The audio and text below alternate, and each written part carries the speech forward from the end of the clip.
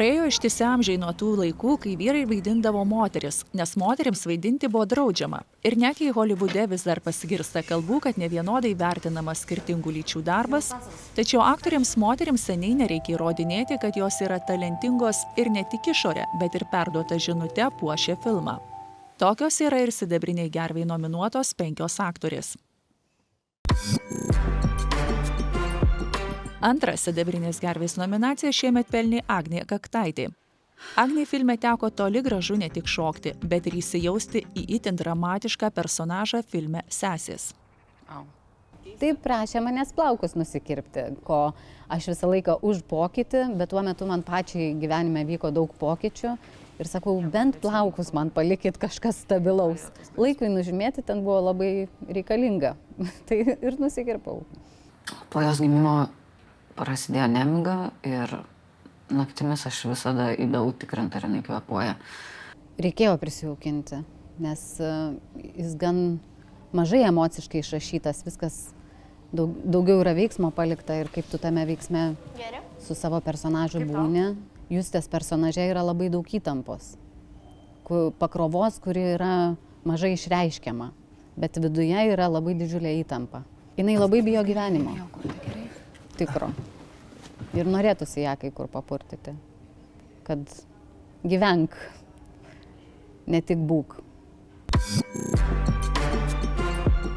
To pačio filmo Sesės aktorė Gelminė Glemžaitė dar prieš 8 metus laimėjo Sidabrinę gervę. Tačiau ties tuo nesustojo ir kiekvieną kartą atsidūrusi filmavimo aikštelėje savo vaidmenį įkūnija taip, kad jis įtikina. Šitas personažas yra toksai žmogus, kuris jaučia labai daug jausmų savo viduje, bet nėra išmokytas ir nežino, kaip tos jausmus išreikšti, nemoka nei kalbėti, nei parodyti savo jausmų kitiem. Ir vat yra ta tokia nuolatinė vidinė kova. Tu žinai, ką gali daryti? Tu galėsi tėčiui sveikatos draudimą pardavinėti. Aš labai mėgstu visus savo jausmus, emocijas, viską išnekėti, į išorę iškelti, o jį tvarkosi su tuo viduje. Tai apskritai filme mažai teksto ir mažai žodžių. Tai kai negali kalbėti, turi kažkaip kitaip viską ištransliuoti. Mes labai stengiamės tiesiog bendrom pastangom sukurti tą šeimos jausmą. Ievai Rupeikaitei buvo vos 13, kai jie atliko vieną iš pagrindinių vaidmenų filme Akiplėša. Debiutantės Ievos natūrali vaidyba ir 100% atsidavimas vaidmeniui uždirbo Sidabrinės gervės nominaciją. Vien tas faktas, kad kaip ir vis tiek, man reikėjo jį sukurti, tai kažką iš savęs natūraliai ėmiau, iš savo kažkokių patirčių ar prisiminimų. Bet jo, tikrai pakankamai tolimas jinai kaip žmogus yra nuo manęs ir tiesiog, gal taip, jeigu tiesiog, pavyzdžiui, nežinau, pamatytum gatvėje, tai tikrai negalvotum, kad nei kiek panašiai mane, bet vis tiek kažkokios savybės yra tokios pačios, jinai vis tiek paauglė. Trenkiamės čia per visą miestą dėl tavęs, dabar namo varysim. Filmo Akiplėša režisierė nors ir rizikavo pagrindinius vaidmenis patikėdama kine patirties neturinčioms merginoms, tačiau tai pasiteisino su kaupu. Marijos personažą tikrovišku pavertusi Vesta Matulytė nesitikėjo gervės nominacijos, bet ši nepraskrido pro šalį, mat komisija patikėjo Vestos vaidybą. Marija ir aš sakyčiau, turim tą savybę kuklumo iš tikrųjų labai didelę ir aš savo kuklumą kartais labiau užslepiu, bet kartais jis labai išlenda ir jis labai akivaizdus yra.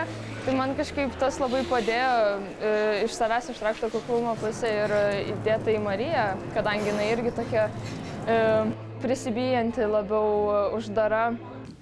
Bus tokia atranka ir mes visus ten būsim ir mums reikia kartu nuotraukos pasiimti. Aš pirmą kartą perskaičiau scenarijų, iš tikrųjų išsigandau to scenarijaus ir galvojau, kad aš tikrai nesugebėsiu viso šito padaryti ir gyventi taip, kaip Saulė nori, bet kalbant su Saulė, tikrai jinai ir norėjo, kad mes jaustumėmės gerai, tai jinai visą laiką klausinėdavo, kur mūsų tos ribos, iki kiek mes galim nueiti. Buvau pasiruošus ir atlikau savo darbą, tai va. Severija Janušauskaitė seniai nenaujokė kine, tačiau aktorė niekada nepavargsta ilgai dirbti prie savo personažo, kad jį paverstų tokiu, kuris kiekvienam žiūrovui įsimins. Kartais Severija peržengia visas savo baimes, nes rezultatas turi būti maksimaliai geras. Aktoriai tai yra 3. Sidabrinės gervės nominacija. Su personažu tai tikrai susidraugavau, bet su kalba tikrai pykausi smarkiai.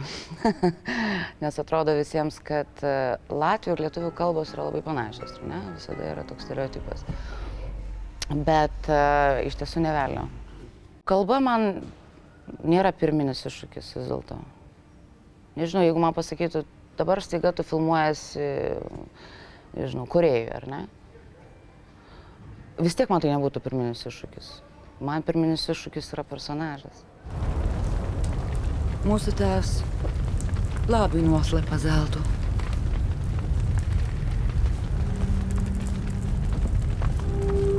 Bet es parādīšu. Daugybę spalvų norėjau joje atrasti, ir vaikiškumą, ir ryžtą, ir tą tokį, visgi yra be kojos. Ir tą tokį, yra toks žodis, nesgrabumas. Prašydavau, kad man uždėtų ant kojos tokius medinės lentas, kas yra skausminga. Ištiesi koją ir aš prašydavau, kad senoviniu 20 metų būdu uždėtų tas lentas ir aprištų sunkia virve. Ir aš tiesiog vaikščiojau, repetavau. Aš ryškinau juostas tarp chemikalų senoviniu būdu. Aš galvojau, aš tikrai apsinuodysiu. Aš 3 dienas lindėjau rūsy ir aš buvau be kojos.